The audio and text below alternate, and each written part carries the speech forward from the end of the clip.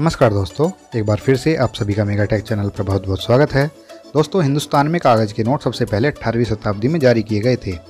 Bank of Hindustan, general bank of Bengal और Bengal bank ने पहली बार कागज़ के नोट जारी कर भारतीय अर्थव्यवस्था के इतिहास में एक नए युग का आगाज किया। भारत की करेंसी को रुपया कहा गया। भारत में करेंसी के रूप में नोट और सिक्के का प्रचलन है, जिनमें 1 रुपये, 2 रुपये, 5 रुपये और 10 रुपये के सिक्के जारी हैं, जबकि 10, 50, 100, 200, 500 और 2000 रुपये के नोट मौजूद हैं। इन्हीं को बाजार में क्रय विक्रय के लिए इस्तेमाल किया जाता है।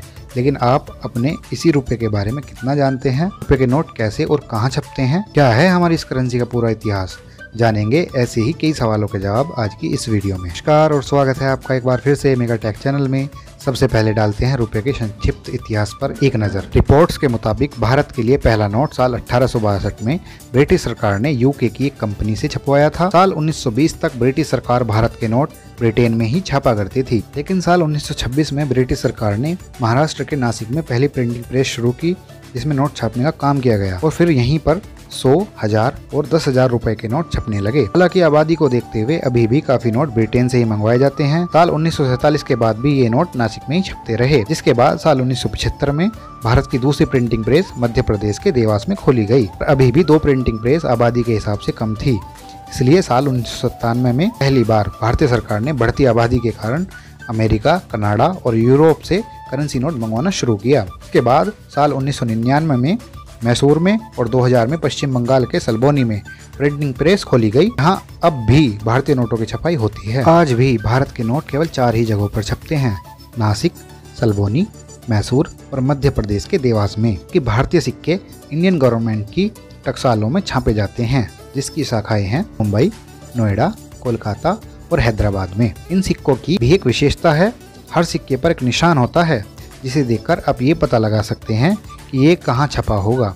अगर सिक्के में छपी तारीख के नीचे टूटा हुआ डायमंड नजर आए तो यह निशान बताता है कि सिक्का हैदराबाद में बना है। अगर सिक्के में छपी तारीख के नीचे एक छोटा डॉट नजर आए तो सिक्का नोएडा में बना है। अगर सिक्के में छपी तारीख के नीचे एक कंप्लीट डायमंड नजर आए तो सिक्का मुंबई में बना है।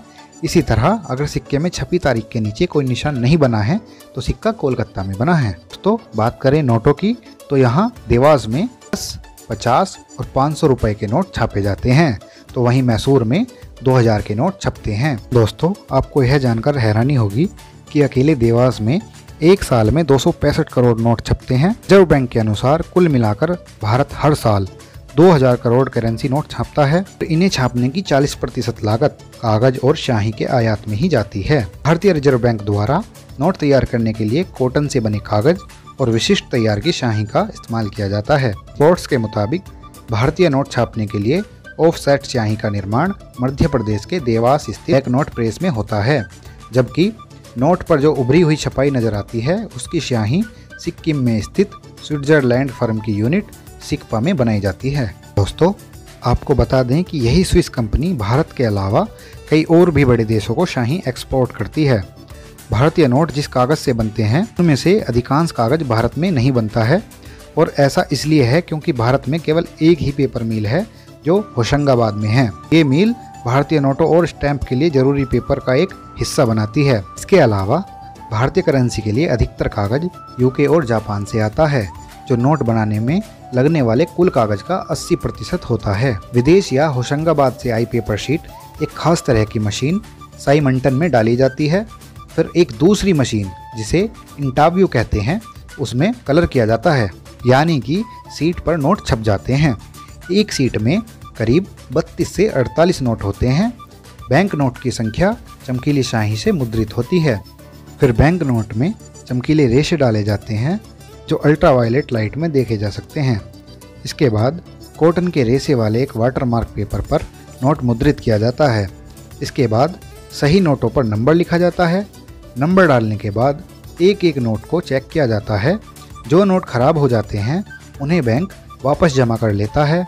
बैंक उन नोटों को मुख्य कार्यालय में भेज देता है, वहां उनकी जांच होती है और उनकी जगह नए नोट को छाप दिया जाता है।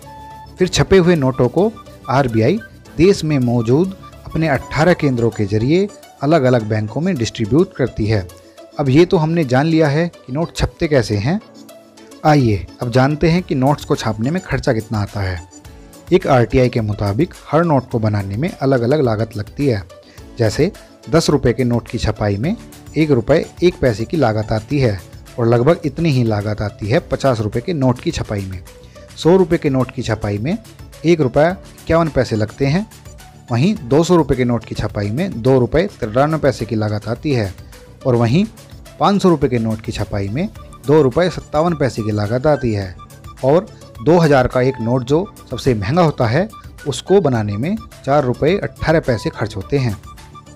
रिजर्व बैंक के अनुसार भारत हर साल 2000 करेंसी नोट छापता है।